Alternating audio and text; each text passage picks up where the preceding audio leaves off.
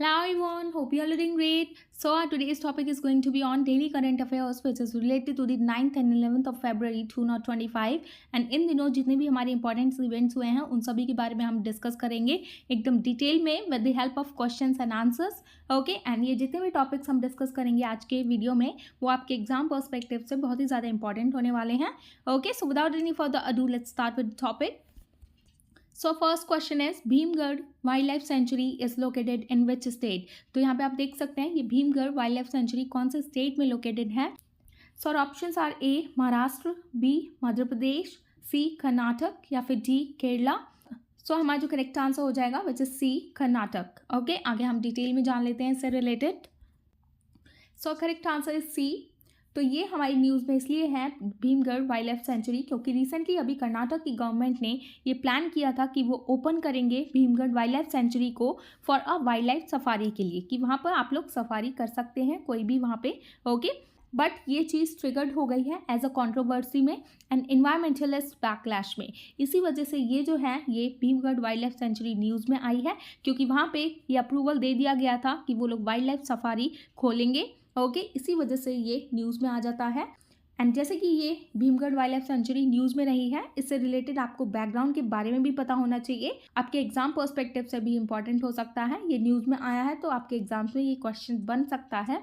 Okay, आगे हम देख लेते हैं. ये जो है भीमगढ़ वाइल्ड लाइफ सेंचुरी ये लोकेटेड है Belgaum district of Karnataka and ये फैली हुई है वेस्टर्न घाट में. Okay, and it was declared as a wild life sanctuary in December 2011 में. एंड इसका जो नेम पड़ा है आफ्टर द भीमगढ़ फोर्ट. तो वहाँ पे जो कर्नाटक में एक भीमगढ़ फोर्ट है यहाँ पे मैं पिक्चर लगा दूंगी उसी के बेसिस पर इस भीमगढ़ वाइल्ड लाइफ सेंचुरी का नेम रखा गया है एंड इसको डिक्लेयर किया गया था as the wild life sanctuary in December 2011 में. ओके, एंड यहाँ पे एक ज़रूरी बात, ये भीमगढ़ वाइल्ड लाइफ सेंचुरी इसलिए भी इम्पॉर्टेंट हो जाता है क्योंकि इसको बनाया गया है बाय छत्रपति शिवाजी महाराज जी के द्वारा. Okay, in the 17th century में, इसलिए ये बहुत ही ज़्यादा इंपॉर्टेंट न्यूज़ हो जाती है.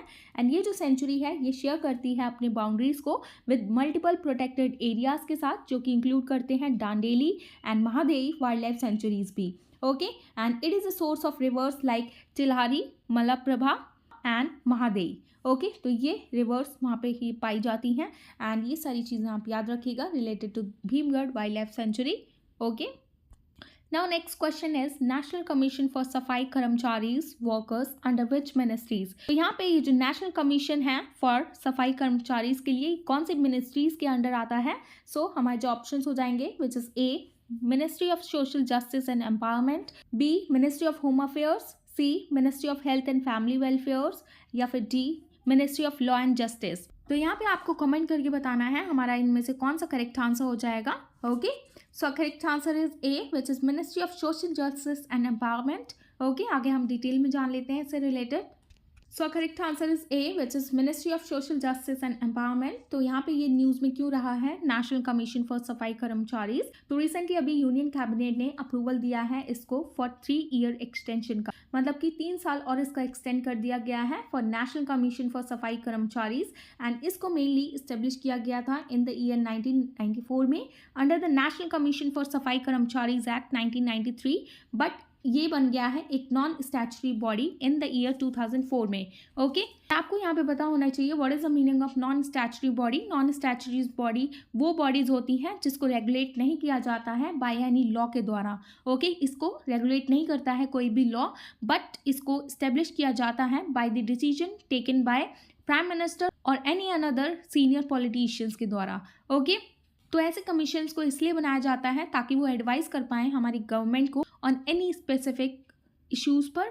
ओके, तो यहाँ पे हम इसके फंक्शन देख लेते हैं. ये फंक्शन करता है under the ministry of social justice and empowerment के, जिसका मेनली पर्पस रहता है to investigate the conditions of Safai Karamcharis. यहाँ पे सफाई कर्मचारीज का सिंपली मीनिंग है वेस्ट कलेक्टर्स. जो भी वेस्ट कलेक्ट करते हैं उनको सफाई कर्मचारीज किया जाता है. तो उन्हीं के लिए ये नेशनल कमीशन बनाया गया है एंड इसके अंडर उनकी वेलफेयर की बात की जाती है, रिकमेंडेशन दिए जाते हैं उनके वेलफेयर के लिए. एंड ये जो नेशनल कमीशन फॉर सफाई कर्मचारीज है इसके अंडर इवेलुएट किया जाता है फॉर एग्जिस्टिंग वेलफेयर प्रोग्राम्स को जो कि हैंडल करते हैं ग्रीवांसेस एंड मॉनिटर करता है, नज़र रखता है for the Prohibition of Employment as Manual Scavengers and their Rehabilitation Act 2013. Okay, तो इसके अंडर मेनली ये वेस्ट कलेक्टर्स पर नज़र रखी जाती है, सफाई कर्मचारी इसके अंडर नज़र रखी जाती है एंड इनको प्रोहिबिट किया जाता है ताकि उनको कोई भी जॉब ना मिले, एम्प्लॉयमेंट ना मिले। तो ये इवेलुएट करता है एग्जिस्टिंग वेलफेयर प्रोग्राम्स को, हैंडल करता है ग्रीवांसेस को एंड मॉनिटर करता है the prohibition of employment as manual scavengers and the rehabilitation act 2013. Okay, so just remember all these points. Now next question is Daya River which was seen in news flows through which state? तो recently अभी ये दया river news में रही है, तो ये किस state में लोकेटेड है? So options are A Bihar, B Uttar Pradesh, C Punjab या फिर डी उड़ीसा. तो हमारा जो करेक्ट आंसर हो जाएगा विच इज़ डी उड़ीसा. आगे हम डिटेल में जान लेते हैं. तो रिसेंटली अभी दया रिवर इसीलिए न्यूज़ में रही है. अभी क्या हुआ है, उड़ीसा चीफ मिनिस्टर के रेजिडेंस के सामने, मतलब उनके घर के सामने, जिनका नेम है मोहन चरण मांझी, तो ये वहाँ के चीफ मिनिस्टर हैं. यहाँ पे आप इनकी पिक्चर देख सकते हैं. तो रिसेंटली अभी इनके घर के सामने कुछ रिवर प्रोटेक्शन एक्टिविस्ट्स गए, तो इनको थ्रेटन किया गया बाय डूइंग सत्याग्रह एंड वहाँ पे इनके घर के सामने सत्याग्रह किया एंड ये बोला कि if pollution in the Daya river is not control, तो वो कुछ भी कर देंगे. ओके, तो मेनली ये इस वजह से न्यूज़ में रही है ये रिवर दया, क्योंकि इस रिवर में पॉल्यूशन बढ़ता ही जा रहा है और वो कंट्रोल नहीं किया जा रहा है by the Orissa chief minister के द्वारा. इसी वजह से वहाँ के जो रिवर प्रोटेक्शन एक्टिविस्ट हैं वो प्रोटेस्ट करने गए उनके घर के सामने कि आप इसको कुछ कंट्रोल करने के लिए करिए उसके पॉल्यूशन को. ओके, तो इसी वजह से ये दया रिवर न्यूज़ में रही है. इसके बारे में और देख लेते हैं हम. तो ये जो दया रिवर है ये ओरिजिनेट होती है from the Kushabhadra river and ये फ्लो करती है थ्रू खुदरा and Puri district into the Chilika lake. Okay, यहाँ पे आप देख सकते हैं एंड ये 37 किलोमीटर लॉन्ग है and has the Malguni river as a tributary. तो इसकी जो ट्रिब्यूटरी है इसका नेम आप याद रखिएगा, मालगुनी रिवर. ये दया रिवर की ट्रिब्यूटरी है एंड ये जो रिवर है ये सपोर्ट करती है वेटलैंड बायोडाइवर्सिटी को एंड प्रोवाइड करती है habitat for fish and migratory birds. Okay, ऐसे तरीके के वहाँ पे फिश एंड माइग्रेटरी बर्ड्स जीते हैं, माइग्रेटरी बर्ड वहाँ पे सर्वाइव कर सकते हैं. एंड अगर हम हिस्टोरिकली बात करें इस रिवर से रिलेटेड, वो भी बहुत ज़्यादा इंपॉर्टेंट हो जाती है क्योंकि इस रिवर का जो लिंक रहा है वो रहा है कलिंगा वॉर से of 261 BCE where it turn red with the blood of fallen soldiers leading Ashoka to embrace Buddhism. Okay, तो जब कलिंगा वॉर हुई थी 261 BC में, तो वहाँ पे ये रिवर वहीं पे थी. तो उसमें कुछ सोल्जर्स ने अपनी जान गंवाई थी जिनके जो खून बहे थे वो इस रिवर में जाके गिरे थे, दया रिवर में. इस वजह से भी ये रिवर बहुत ही ज़्यादा इंपॉर्टेंट हो जाती है. Okay, now next question is Dashavatar is a traditional folk theatre form from which Indian state. तो ये थ्रेटर फॉर्म है, फोक थ्रेटर फॉर्म दश अवतार, तो ये कौन से इंडियन स्टेट से रिलेटेड है? So our options are A Maharashtra and Karnataka, B Maharashtra and Goa, C Gujarat and Rajasthan या फिर डी तमिलनाडु एंड केरला. तो हमारा जो करेक्ट आंसर हो जाएगा which is A Maharashtra and Karnataka. यहाँ पे आप देख सकते हैं ये दश अवतार एक ट्रेडिशनल फोक थ्रेटर फॉर्म है महाराष्ट्र एंड कर्नाटक में. तो यहाँ पे आप देख सकते हैं कि जो दश अवतार है इसको परफॉर्म किया गया था recently, started in Maharashtra. Okay, and दश अवतार ये एक ट्रेडिशनल थिएटर फॉर्म है विद 800 ईयर हिस्ट्री एंड ये रिप्रेजेंट करता है 10 इनकारनेशन ऑफ लॉर्ड विष्णु को, जिनके नेम्स हैं मत्स्य, खुरमा, वराह, नरसिम्हा, वमन, परशुराम, राम, कृष्ण, बुद्ध एंड कल्कि. तो ये total 10 incarnation of Lord Vishnu को रिप्रेजेंट करता है इस परफॉर्मेंस के अंडर. ओके, एंड ये जो परफॉर्मेंस है इसके अंडर यूज़ किया जाता है ब्राइट मेकअप, यहाँ पे आप देख सकते हैं, and costumes accompanied by pedal, harmonium, tabla and dance. Dance simply means cymbals. Okay, and ये पॉपुलर है in the Sindhudurg district of Maharashtra, south Konkan region and north Goa district of Goa में. ओके, तो ये सारी चीज़ें आप याद रखिएगा. Now next question is what is the name of the joint airborne exercise conducted by the Indian Army and the Indian Air Force in February 2025. तो recently एक joint airborne exercise conduct की गई है Indian Army and Indian Air Force के बीच में फरवरी में. तो ये एक्सरसाइज का आखिर क्या नेम है? So our options are A exercise winged raiders, B exercise Gagan Shakti, C exercise युद्ध अभ्यास या फिर डी एक्सरसाइज वायु शक्ति.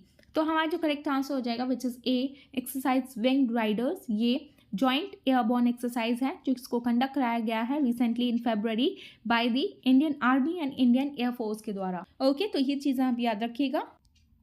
तो यहाँ पे आप देख सकते हैं ये जॉइंट एक्सरसाइज है Indian army and Indian air force के बीच में, जिसको कंडक्ट कराया गया है बाय एक्स विंग राइडर्स के द्वारा इन द ईस्टर्न थिएटर में।